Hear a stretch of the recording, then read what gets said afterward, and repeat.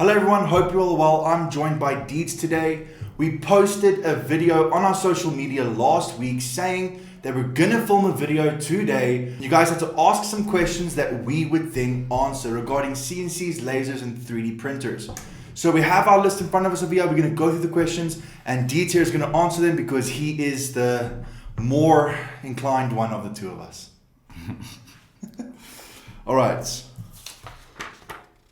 Wilru11 asks, DIY builds or off-the-shelf buy? It depends on what you want. DIY builds are very almost modular. It's very easy to modify your own design. It's easy to build a machine for a certain purpose. So if you need a machine that's not very large in the X and Y axis, but very high, it's easy to do that. We have a few clients that have, in Durban I think there was a guy that built a machine that's I think 300 by 300, but it prints 1.4 meters high because the layers had to be in that direction. Same thing with CNC machines as well, is if you know that you're only going to be cutting wood, you don't really need to be focusing too much on the strength and the stiffness of the machine. So you can get away with something like wood. There's a lot of people that build machines that are plywood. It's good enough, especially if you're on a budget. Yeah, so I would assume that the wood, making the CNCs especially, would be cheaper. Yeah, but if you know that you're only going to be cutting aluminium, you need a very, very rigid frame. You need a very strong spindle. So then you can kind of work according to your budget and make it work for you. So off the shelf, I think, is a very it's a very easy way of doing things. It's safe. You know the machine is gonna work. You get warranties with most machines as well. All our printers have a 1-year warranty. If you need it specifically for something else, for a very niche type of print, then DIY, I think, is the way to go. Unless it already exists, obviously. Could be. Yeah. All right, next question. Brian or Brain asks, does the direct drive drastically improve print quality, or is the stock Bowden setup for the Ender 3 V2 good enough? No, it doesn't really improve print quality. The direct drive on the Ender 3 V2 is mainly used to print flexible filament. Because flexible filament, to push it through a Bowden, it tends to buckle and you have to print extremely slow.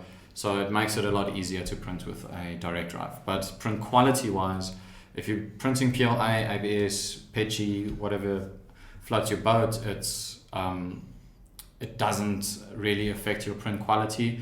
What it does do though is it does add a little bit of weight to your x-axis.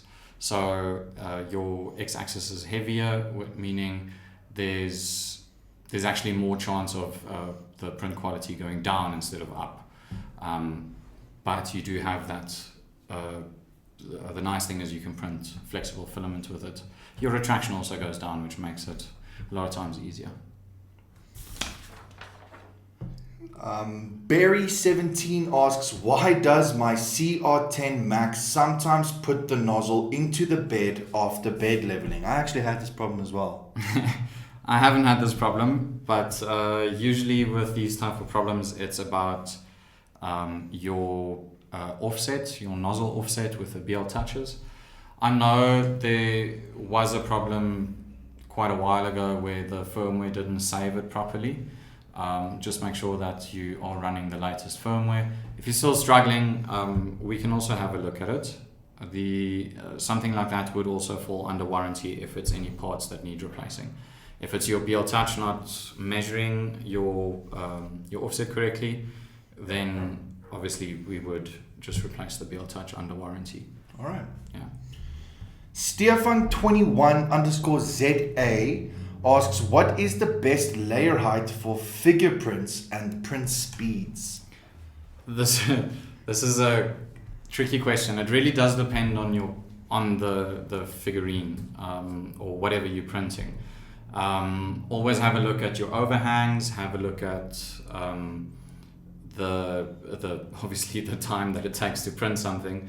If you're printing like the Deadpool at the original scaling at 0.1 millimeter layer height, you're probably going to be printing for over a day at least. But if you're printing it at 0.2, I think that's the recommended one that they have for that one specifically, then it takes 16 hours, 17 hours or something. I'm not 100% sure, so don't quote me on that. Don't quote us on that. Yeah, but easiest thing to explain is overhangs. So if you have very steep overhangs, you want a thinner layer height. If you have a too thick layer height, your next layer on the overhang will, hang over and droop a little bit. Now, to explain it, this print, okay, this is not the worst overhang ever, but it does have some steep ones. The horns here, if you print this at a too high layer height, it'll start drooping over here and over there. Maybe a little bit under the chin as well, especially here at the front. Now, if you're printing, so this one you would want to print at, I would say 0.2 max. I wouldn't go higher than that. This would probably look a little bit better at 0.12, 0.15 maybe. Something like this, it's a very basic thing, but it does have overhangs, but if you look at the overhangs, none of them are steep. This is a very, very easy print to do. You don't need to worry about layer height. You can go up to 0.3. So it also does depend on the quality that you want at the end of the day. If you want a very high quality, very smooth finish with minimal sanding or minimal finishing at the end, then you want a thinner layer height. It just, unfortunately, it takes a lot of time to print very thin layers like 0.1, 0.12. Balthazaro is actually the MVP of this question because he asked so many. Balthazaro, first question he asked is how to properly calibrate steps on any axis motor. Okay, so there's two ways of doing this. You can do it without measuring anything on your machine, so you can just work it out mathematically. So if you have at least you have to know what micro stepping you're using on your stepper motor. So if you're trying to calibrate, let's say, an x-axis and a y-axis that are using 16 tooth pulleys, and you know the micro stepping is 16 micro stepping or a 16th, and you know your belt is a 2 mil pitch, so a GT2 belt, then you can just take your steps per rotation, which is 3,200 with 16th micro stepping, and then just divide it by your number of teeth on your pulley and divide it by the pitch of your belt. That'll give you mathematically 100% the correct answer. It can't be wrong. If there's something wrong, then there's most likely something wrong with your pulley or your belt, maybe. You can also work it out by measuring how far your x-axis now, for instance, moved and how far it was supposed to move. So if it was supposed to move 100 mils, but it moved 102 millimeters, then just work out how much percent it moved over. So that's 2% more than, that's 2% more than 100. So then you need to decrease your steps by 2%. That's one way of doing it. But I prefer the mathematically one. The math one. The math one. Yeah. I can't do math ones. Yeah. All right. Balthazar also asks, what is the most accurate ABL that we sell? bltouch. bltouch. Next question. He also asks, what are the main differences between additive and subtractive manufacturing? This question I was actually quite surprised to see. Well, yeah, me too, because it's a very simple answer. One adds, one subtracts. I think that's... Should we move on? No, I'm kidding. So additive manufacturing is 3D printers. It creates material there. Yeah, or puts down material, where subtractive is like CNC's routers. They take away material until the product's finished. So like if you have a block and then it cuts away until your block is made into a shape. Yeah. So if you have a relief cut, which is most of the time you'll see those in like pictures that are like 3D out of wood and stuff. I think we have a few in the shop front as well. That's subtractive, so you take away material until you get to where you want to be. Additive, you start with nothing and you put material onto it until you have your final product. The two differences, well, the one nice thing about additive is you can make things that are otherwise impossible to make. So you can print something within another structure or whatever it is, and without having it in pieces. Whereas if you had to use subtractive in that way of making it, then you would have to make it in different pieces and put it all together at the end. Okay, let me quickly get these names. I'm sorry if I say some of these names wrong. Carnelie ZA asks, can you do a video on how to install a bltouch on the Ender 3 Pro from beginning to end, including firmware, and that needs to be updated, and how to do that? So the reason why we don't have a video out on that currently is because every single 3D printer is different.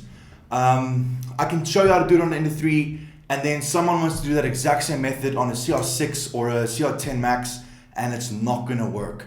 It's the same as if I do a video on how to replace a PDF eTube, it's different. So why I can't do that is because there's too many machines to go through.